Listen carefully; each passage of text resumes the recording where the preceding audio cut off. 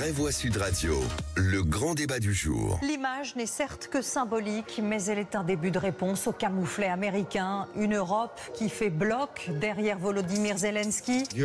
L'Europe doit faire le gros du travail. Mais pour encourager la paix sur notre continent et pour l'obtenir, nous avons besoin d'un fort soutien américain. Les Européens qui se sont engagés à reprendre la main quant à la défense de leur continent.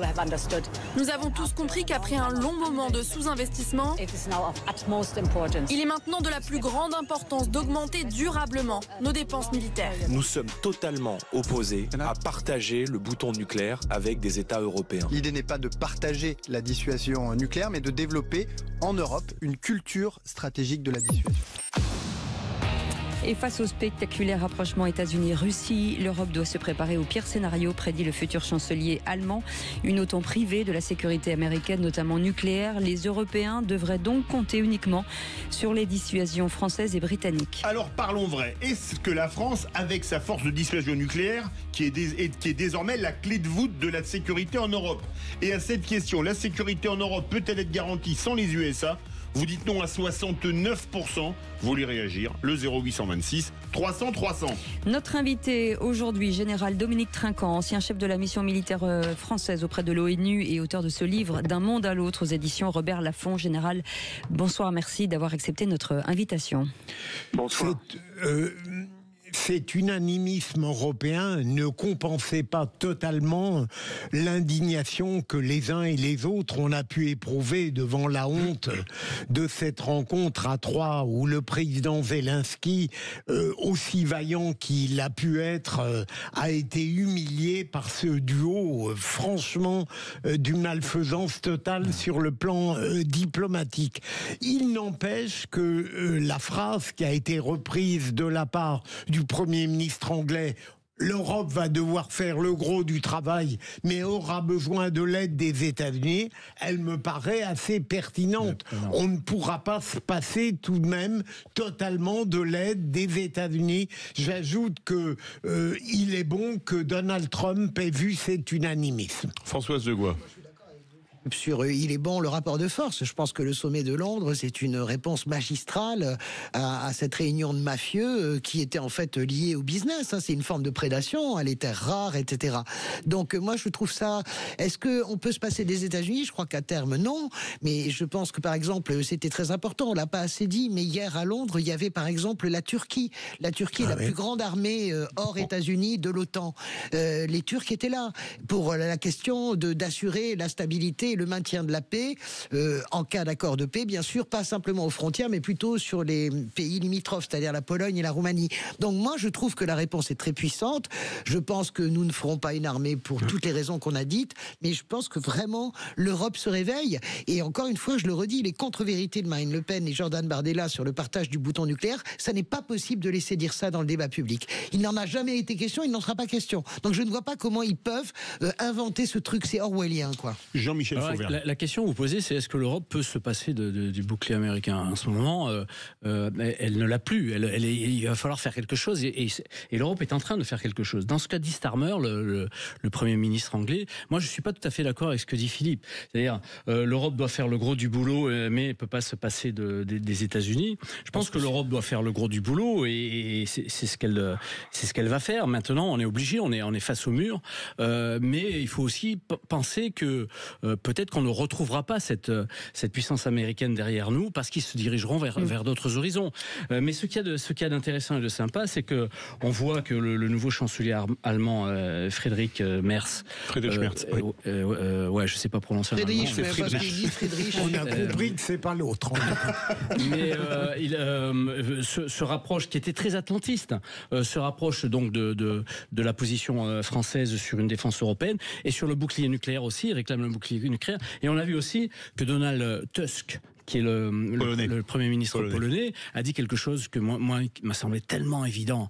Il a dit: comment se fait-il qu'un ensemble de 500 millions d'habitants fasse reposer sur sa sécurité sur des Américains qui sont 300 millions, contre un peuple qui nous menace qui sont 140 millions, les Russes. Donc les choses bougent effectivement et il faut qu'elles bougent rapidement et qu'on s'organise. Général Dominique Trinquant, au début des années 50, un sénateur américain avait dit « Je ne risquerai pas New York ou Los Angeles pour Paris ou Londres ». Est-ce qu'aujourd'hui les Américains risqueraient New York ou Los Angeles pour Paris, Londres, Berlin ou Rome ? Écoutez, clairement non.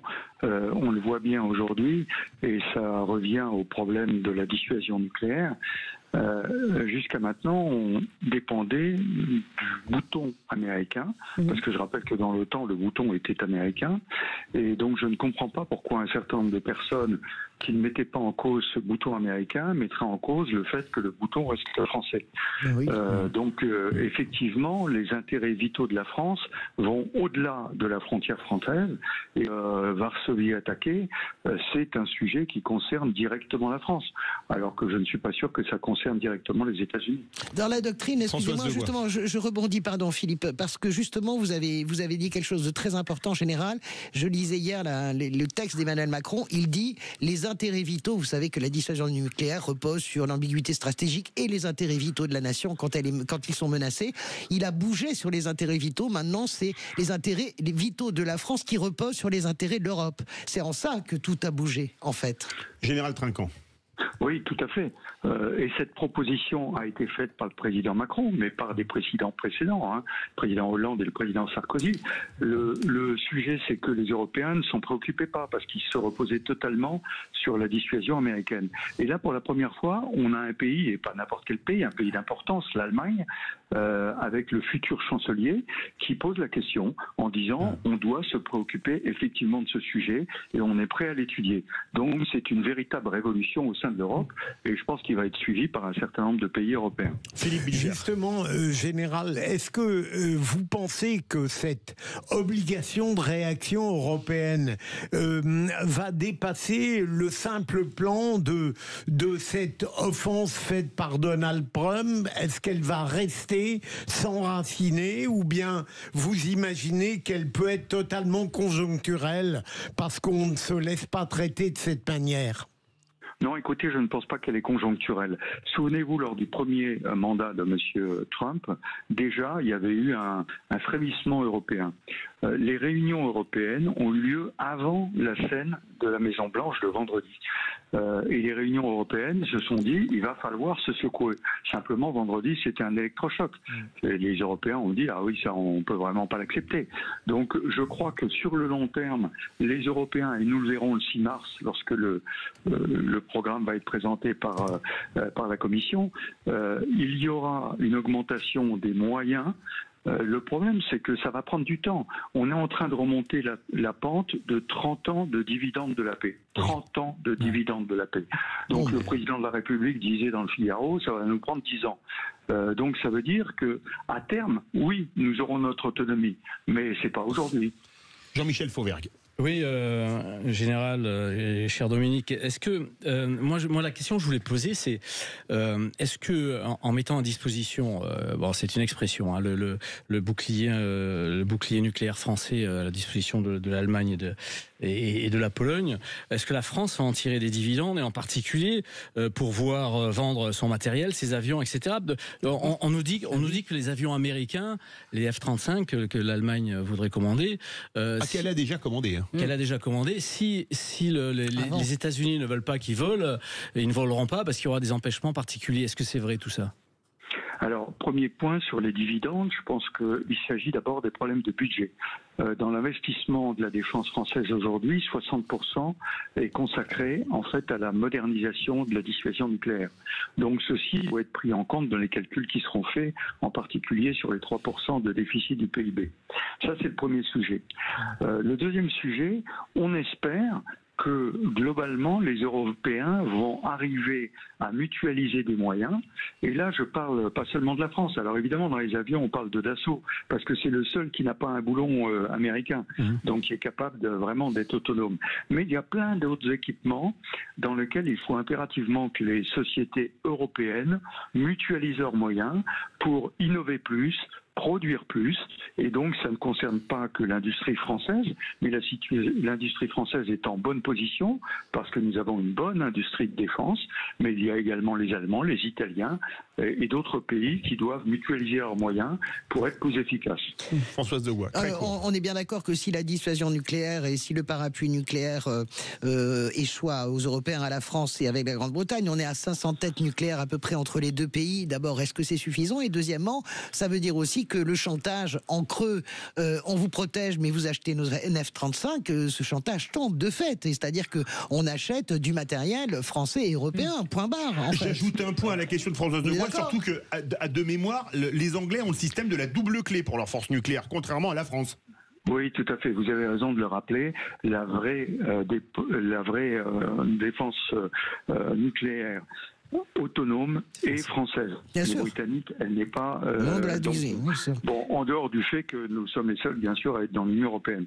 Mais si vous voulez, ça tombe, il va falloir voir comment vont réagir les pays. Ils ont passé des contrats, hein, donc il va bien falloir honorer les contrats. Je n'ai pas la clé pour savoir si les F-35 peuvent être loués en sol si les Américains ne donnent pas l'autorisation. Mais ça me paraît assez vraisemblable. Et je répète, il ne s'agit pas de dire aux Européens maintenant achetez français, il s'agit pour tous les Européens de dire achetons européens. Voilà, c'est ça. Et je pense qu'il faut essayer de pas trop grimper sur nos ergots cocorico en disant ça doit être que français. Non, mais c'est pas personne dit ça d'ailleurs. Personne dit ça d'ailleurs. On part au 0826 300 300. Bonsoir Philippe. Enfin rebonsoir Philippe. Oui, rebonsoir. Alors, vous voulez... on veut votre avis sur ce débat. Je trouve qu'on parle de guerre, de têtes nucléaires, d'armes, de F-35, dont on peut se demander d'ailleurs s'ils sont toujours d'actualité quand on voit la guerre des drones. Je suis assez effaré d'entendre parler de guerre et je préférerais qu'on nous dise comment la sécurité de l'Europe peut-elle être assurée par la paix plutôt que par le renforcement des armes. On était prêts. Ça a donné... Enfin, j'ai peur pour les enfants, j'ai peur pour mon fils, pour tous ceux qu'un jour on risque de leur dire il faut faire la guerre. On est à 3 minutes du Donbass. Philippe, on vous entend pas. On vous entend très mal. On a compris que votre sujet, c'était évidemment de préserver la paix au maximum. Général Trinquant. Oui, mais vous avez parfaitement raison. S'armer, ça ne veut pas faire la guerre. Ça veut dire devenir fort pour éviter la guerre. C'est bien ce que nos concitoyens doivent avoir en tête. Quand on est faible, on est vulnérable et on peut être attaqué. Quand on est fort, on est dissuasif et on évite la guerre. Et c'est ce qu'il faut absolument faire. La différence avec avant, c'est que quand on était faible, on craignait notre ennemi. Maintenant qu'on est faible, on craint notre ami, les États-Unis. Oui, c'est ça. Mon sentiment, quand même, général, c'est que, évidemment, moi j'entends ce que moi je voudrais aussi que nous ne parlions que de paix, mais le problème, c'est que nous avons Vladimir Poutine en face. C'est ça la réalité.